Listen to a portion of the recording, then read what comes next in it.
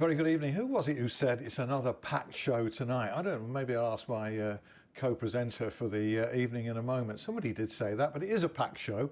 We've got Ron Atkinson on it, albeit not in the studio. Got to be very honest with you. I could have said on Twitter that we've got Ron Atkinson and David Hirst on the show today. They are on the show, but coming clean, they are recorded interviews from a book launch event for Carlton Palmer a few weeks ago at Sheffield's Overton Stadium, but very entertaining they are too. In particular, the story behind the story of David Hirst, ex-Sheffield Wednesday of course, recording during his time with the Owls, the shot rated the hardest in the Premier League at 114 miles per hour or so. We're going to look back at that. We've got some video of that occasion at Highbury it was in 1996. We've also got an interview with Hirsty himself, and belatedly after all these years he's finally got a certificate commemorating that achievement on behalf of the Guinness Book of World Records. So we'll look forward to all of that as we introduce James Shield of the Sheffield Star, not for the first time, to these premises. Who was it who said another packed show tonight? I forget. It was a comedy line, but it's obviously a better. You're showing your age now, Alan. Yeah. I'm not too sure. I'm showing my memory. I'm showing my senility. I'm just more pleased that I've got an upgrade to co-presenter. Well, yeah, exactly. Yeah, that was my ad lib gone wrong. That was guest. I'm going to put you in your place now. I'll revise the invoice. I'll get it rewritten. Yeah. They won't be able to afford two presenters, that's for sure. I mean, 2 pints each, that'll be. Welcome to the studio. We're going to go into that. I mean, you'll be well aware that Hirsty's got this fastest shot thing, and you have to be careful how you say it. It was a few years ago, and we'll talk about that, and indeed that'll be in part one. But of course, you know, we can't let Sheffield United go unnoticed or untalked about at all at the moment. No. Even after a fortnight's international break, the place is absolutely buzzing. Must be a joy for you to work with this club at the moment. It is because everything's going right, isn't it? And I think not only the results, I think the football's great to watch as well. And you know what? I was talking to a colleague in the office about this week.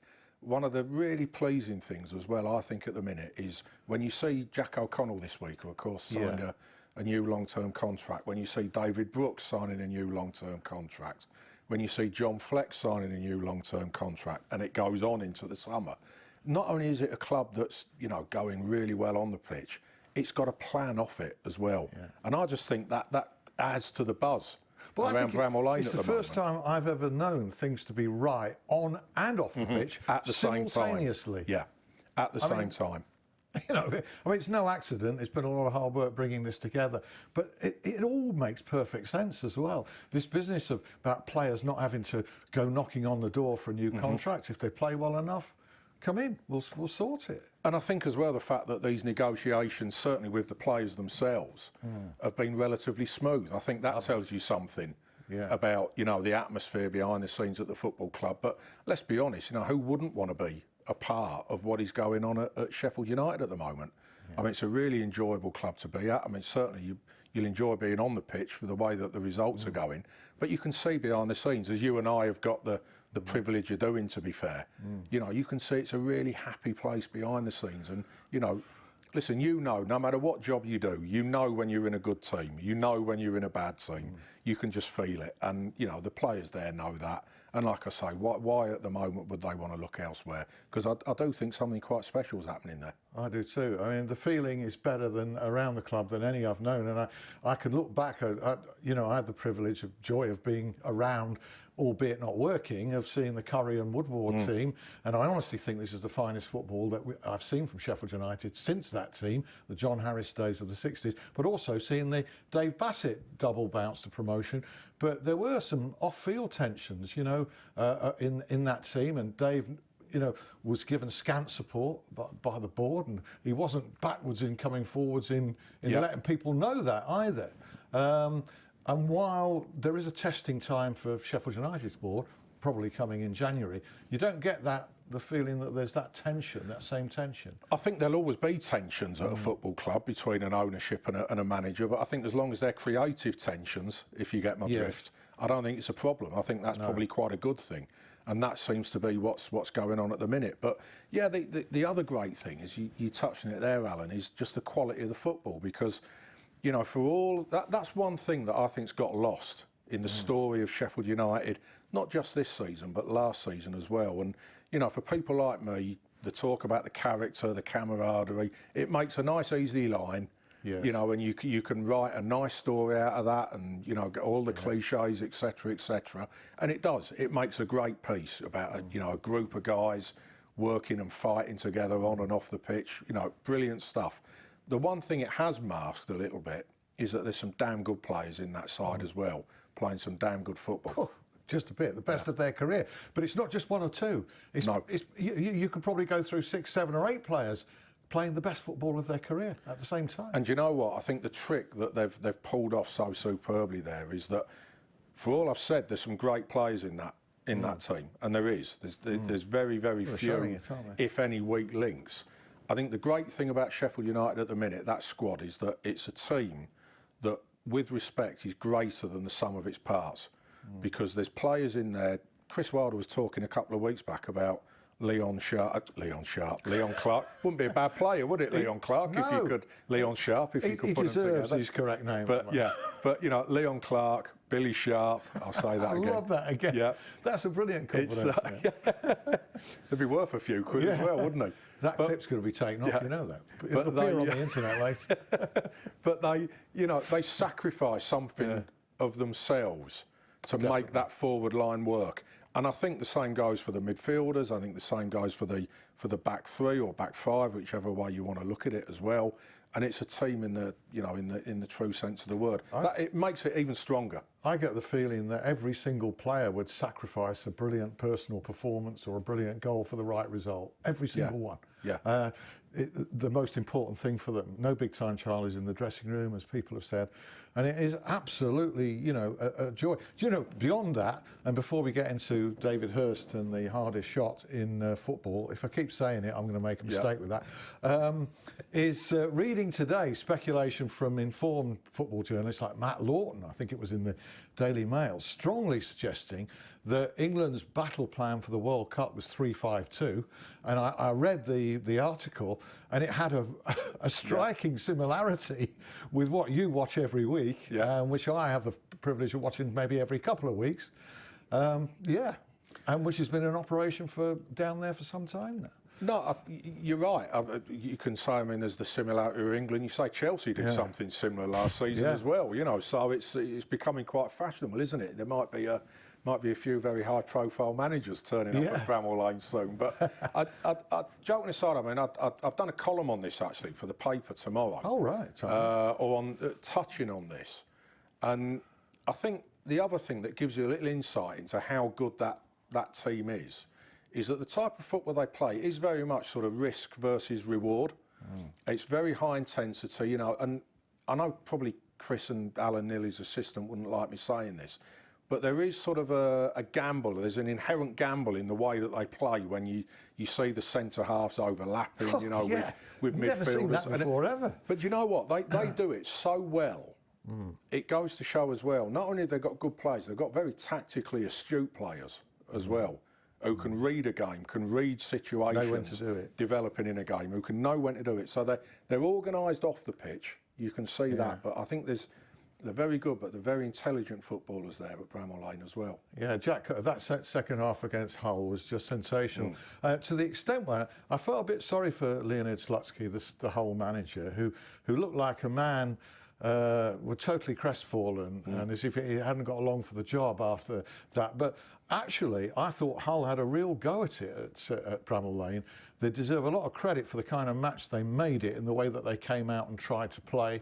And I think better sides would have crumbled against that second half onslaught as well. You can see they're a team devoid of any confidence, because I thought they were a very different Hull City when it was 0-0 and when they went 1-0 up. The minute Sheffield United equalised, I thought you then there was a 10-minute spell after that. There was, but I still think, you know, you could see the cracks beginning to appear. But it was interesting, wasn't it? Because you almost wanted to put your arm around Leonid, you know, because... he's a nice guy, he's very honest. He is, and he came across great. Do you know what? I thought that was something quite interesting, because you sat there and listened to him, and you thought, maybe this tells you more about us in the media or the state of football now, because he spoke honestly, I thought he spoke passionately, and it was very, very difficult to argue with anything that he said. Absolutely right. But do you know what? You walked away from it thinking, and I know he hasn't yet, but this is the type of talk that gets a manager the sack.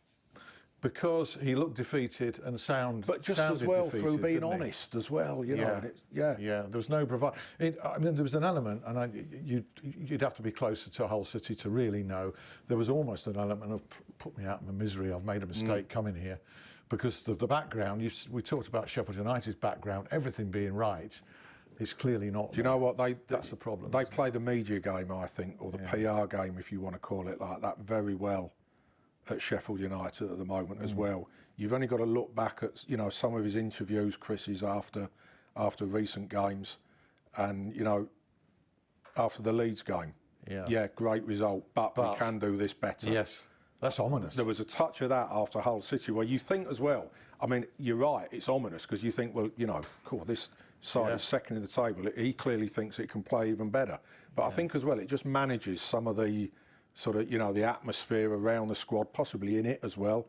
Although I don't think he's got any concerns about people getting carried away. No. But I think Burton will show that, because if you're going to be complacent and turn up thinking, oh, we can just sail through this, that's the sort of game. I don't think it'll happen. I don't, and I've just got this sneaking suspicion this could turn out to be one of their toughest games of the season. Yeah, well, it could, but I think they'll win. But anyway, I shouldn't be saying. I've still got the pen that Tarek Hawazli presented me live on air 2 or 3 weeks ago. You declared it. You have to do a register of interest. I'm waiting for my Sheffield Wednesday blue one, but I thought the fact that he, you know, was able to dispense such largesse was a pretty good sign for the January transfer window. You know, if expensive pens are going like that, we'll have to wait and see on that. Plenty more to come from James on the show. We'll also hear in part 2 from Sheffield Live's own Az Mohammed, who is fronting a brand new programme which begins tomorrow night on Sheffield Live. It's got some absolutely startling football guests on it, in particular a starter that the like of this show over 3 years has never had, a real big name. Now, we've had some great names in the studio and fantastic support for it. Do you remember at Highbury, and the date September the 16th, 1996? This is a game between Arsenal and Sheffield Wednesday, and it's a game in which this happened. Things around here by Arsenal. Here come Wednesday. Game opening up now really well. Bold, resolute, concedes the corner. Patrick Vieira from AC Milan. Big and strong. And after a couple of appearances in the reserves, Arsenal hope he's going to prove his fitness here now. And he's got a long way to go in this game. Better part of an hour. Pressure not cleared. Oh, what a let-off for Arsenal, David Hirst. They took so long to clear the corner. It was begging trouble, and trouble arrived with Hirst's left foot. What a big let-off for Arsenal.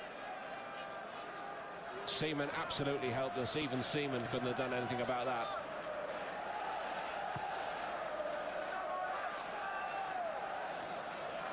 Instant reaction. Tell you what, I'm just amazed that crossbar held firm there and that whole goal frame didn't go. That shot was timed subsequently at 114 miles per hour. That's 183 kilometres per hour for those who are into kilometres, which I'm not. Left foot, obviously, which was always his strongest, although he could play with both. That was some shot, that. It really was. Now, I'm sure others would claim to have hit a ball harder. There are all sorts of figures around. But nonetheless, you know, and it's taken some years. How many years ago are we talking now? 4 plus 17, that's 21 years ago. It's taken a long time for the Guinness Book of Records to present David Hirst with what he required to be given following a feat like that. Let's talk to David recently. As Michael Kay might say, not a lot of people know this. You're in the Guinness Book of Records. How and why? Well, it was back in '96, I think it was, playing against Arsenal at Highbury. A ball dropped in the penalty area, which I unleashed a ferocious shot that unfortunately hit the crossbar. But it was recorded at 114 miles an hour, which apparently is the fastest recorded shot in the Premiership. You have to be very careful when you say that, don't you? You do, yeah. You did it very well. But 26 years ago, I first noticed it. A young lad came up to me at Hillsborough one day and asked me to sign a picture that I hadn't seen. And you generally know the pictures and where they're from, you know, from even back in the day. And I just asked him, well, where's the picture from? And he folded the book over, and it was the Guinness Book of Records. So I never thought a great deal about it, but you know, as years went on, I never got anything about it, you know, from the Guinness Book. Until pretty recently, I was over watching my son play football over in Qatar, and I was introduced to a couple of guys in a bar. There's a shot. Who I'd never met before, and we just got talking. He recognised me. He asked me what I was doing, this, that, and he sort of Wikipedia'd as well, and said, "You've got the fastest shot in the Premiership." And I just happened to say, "Yeah," and I've not received anything from the Guinness Book of Records saying that. And he said, "Well, hang on a minute," and he got his phone out and rang some fella up, and he happened to know the main man at Guinness Book of Records, or so he said. I thought he was having me on at the time, and within a week it was at my doorstep. So I received the actual certificate within a week of bumping into an absolute stranger, and just over a little conversation, the certificate arrived. And so you should. Not everybody's got a certificate from the Guinness Book of Records. I mean, record drinking, you might have one or two, possibly. I might contact them on that. But yeah, it was something, like I say, I knew it had been in there. I didn't know whether it was broken since then or whatever, but I'd never had any print or whatever saying that it was me. And, you know, like I know that they give the certificates out. But yeah, just a chance meeting in a faraway country delivered it to my door. And where is the certificate now? Is it framed at home? It's framed.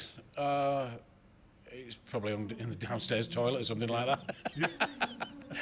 where everything important goes. Of course, of course. And were you aware as a player that shots got measured for speed? And how come that one was? I think it was sort of the Andy Gray, Richard Keys era of Sky Sports that they brought it in, and I know it was mentioned. There was a few people in there. I think Tony Yeboah's strike was one. I think David Beckham's in there, certainly in the top 10 of one of them. So, yeah, it does filter through. But I mean, I think Yeboah and David's went in the goal. Mine hit the crossbar, bounced to Ian Wright, and I think he took 7 past us. I think possibly the crossbar survived. Still wobbling, apparently. Is it? You need that as a souvenir as well, David. Congratulations, Guinness Book of Records, and probably a pint or two as well to go with the certificate. Eh? Always. Cheers. Thanks very much. There we are, a story well worth telling, however long later and however long it took him to get the certificate. We've got proof that David has got that Guinness Book of Records certificate. Here it is, here it is. There we are. Not expertly photographed, you know, not with the precision of his shooting with a couple of light. I don't think that's paint. I think there's a couple of light reflections there. But there's the certificate, the fastest shot on goal during a Premier League game, Arsenal Sheffield Wednesday. There's going to be players trying this now, isn't there? Every weekend. The minute this goes out, that certificate's going to be out of date. I wonder if they'll call around pole or not. drivers and pot shots from the halfway line. Yeah. I wonder if they can take it back. I'll tell you what. I bet David Seaman's very glad he didn't get his hands on that, by the way. Oh yeah. Or did he? He'd probably claim he got a fingertip on it. Yeah. He would. Goalkeepers always do, don't they? They're disappointed when it goes out and the corner's not given. Well, I got a touch on that. What do you mean it's a goal kick?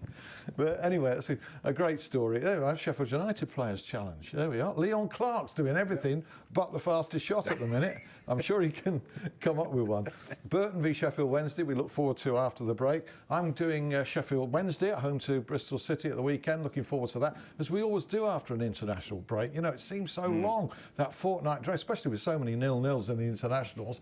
I'm going to have to be James Gregg doing the roundup after the break. We'll also hear again from David Hirst about Carlton Palmer's excellent, very entertaining book. It is what it is.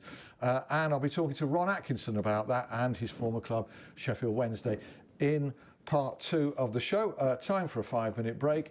Do rejoin us, and James will be here to talk about all things Blades as we head into another weekend of Championship football. See you then.